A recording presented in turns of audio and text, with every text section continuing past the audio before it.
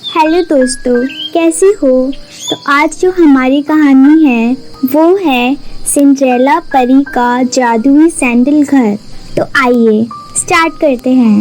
नागपुर नाम के एक गांव में सभी लोग हंसी खुशी से रहते थे।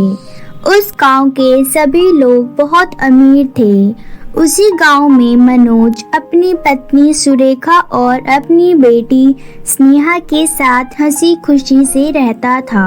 वह लोग बहुत गरीब थे। मनोज गांव के एक सेठ के यहाँ काम किया करता था।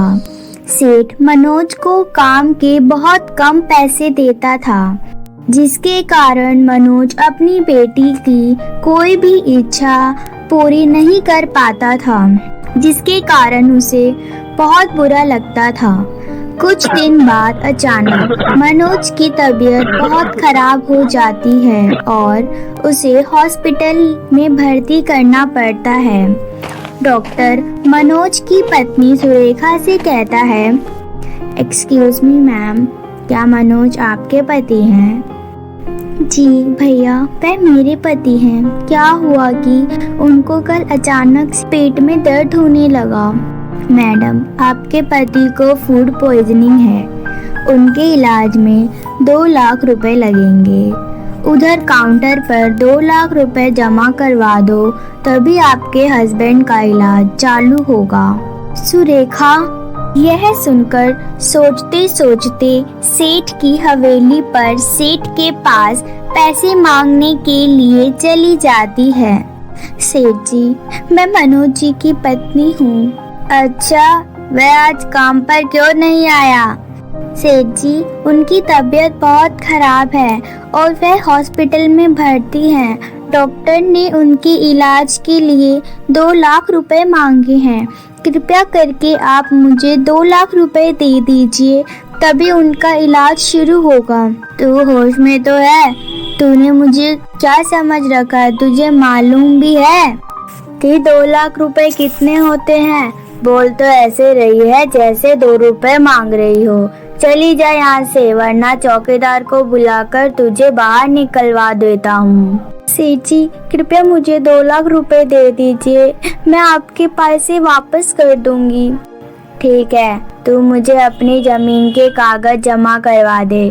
तू जब मेरे पैसे दे देगी तब मैं तुझे तेरी जमीन के कागज भी वापस कर दूंगा। ठीक है सेठ जी, वह घर में है। मेरी शादी की इकलौती निशानी बची है, परंतु मैं अपने पति के लिए वह भी आपको दे दूंगी। सुरेखा घर से जाकर जमीन के कागज लाकर सेठ को दे देती है और सेठ उसे 2 लाख रुपए दे देता है।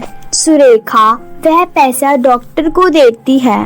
डॉक्टर उसकी इलाज चालू कर देता है, परंतु इलाज करते समय डॉक्टर देखता है समय पर इलाज ना होने के कारण डॉक्टर भी मनोज को नहीं बचा पाते और उसकी मृत्यु हो जाती है।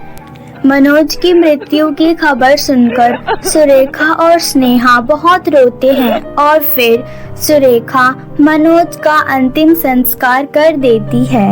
कुछ दिनों के बाद सेठ अपने गुंडों के साथ सुरेखा के घर पैसे मांगने के लिए आता है, लेकिन सुरेखा के पास पैसे ना होने के कारण सेठ के गुंडे सुरेखा और स्नेहा को घर से बाहर निकाल देते हैं। सुरेखा और स्नेहा को भटकते भटकते शाम हो जाती है और वह एक घने जंगल में खो जाते हैं और एक पेड़ के नीचे बैठकर स्नेहा सुरेखा से कहती है, माँ, मुझे बहुत भूख लगी है और मैं बहुत थक भी गई हूँ। मुझे खाने के लिए कुछ ला दो ना माँ। मेरी प्यारी बच्ची, रुको, मैं कहीं से खाने का इंतजाम करती हूँ। वह दोनों अलग अलग जाकर खाना ढूंढने लगते हैं। तभी अचानक स्नेहा के सामने परी आ जाती है। परी कहती है, स्नेहा, मुझे पता है कि तुमने अपने जीवन में बहुत नेक काम करे हैं और मुझे यह भी पता है कि तुमने अपने जीवन में बहुत दुखों का सामना भी किया है। तुम चिंता मत करो, मैं अब तुम्हारे सारे दुख खत्म कर दूंगी। यह देखो, यह एक जादुई सैंडल है। इस सैंडल की मदद से तुम अपनी इच्छा पूरी कर सकती हो। यह सैंडल हमेशा तुम्हारी मदद करेगी। इतना कहकर परी वहाँ से चली जाती है। स्नेहा सैंडल को देखते हुए अपने लिए एक घर मांगती है और स्नेहा के ऐसा बोलते ही एक विशाल सैंडल घर प्रकट हो जाता है। स्नेहा वह घर देखकर बहुत खुश होती है। जल्दी से उस घर में चली जाती है। अंदर जाकर स्नेहा देखती है कि यह घर तो काफी आलीशान और सुंदर है। घर में सभी खाने पीने का सामान और पहनने के लिए अच्छे अच्छे कपड़े और सुंदर सुंदर मेकअप का सामान भी था। जादुई सैंडल घर में स्नेहा यह सब देखकर बहुत खुश हो जाती है और जल्दी से खाने की टेबल पर बैठ जाती है और वहाँ इतना स्वादिष्ट खाना देखकर खानों पर टूट पड़ती है और भर पेट खाना खा लेती है। क्योंकि स्नेहा एक छोटी बच्ची ही थी, वह इन सभी चीज़ों को देखकर अपनी माँ को भूल जाती है और वहाँ रख के खिलौनों से खेलने लगती है। खेलते खेलते अचानक स्नेहा को अपनी माँ सुरेखा की याद आती है और वह सोचती है कि उसकी माँ सुरेखा को बहुत समय हो गया है, वह अभी तक पानी लेकर नहीं आई हैं। वह अपनी माँ को पता लगाने के लिए जादुई सैंडल घर से बोलती है, हे जादुई सैंडल घर, माँ पानी लेने गई थी, अभी तक वापस क्यों नहीं आई? मुझे उनकी बहुत चिंता हो रही है। कृपया तुम जल्दी से मेरी माँ का पता बता दो। यह सब सुनकर जादुई सैंडल घर से आवाज आती है, प्यारी बच्ची, तुम्हारी माँ तुम्हारे लिए पानी ढूंढते ढूंढते जंगल में कहीं खो गई है और उसे प्यास की वजह से चक्कर आ गया है। वह जंगल के बीच एक खजूर के पेड़ के नीचे बेहोश है। यह लो, मैं तुम्हें जादुई दरवाजा दे रहा हूँ।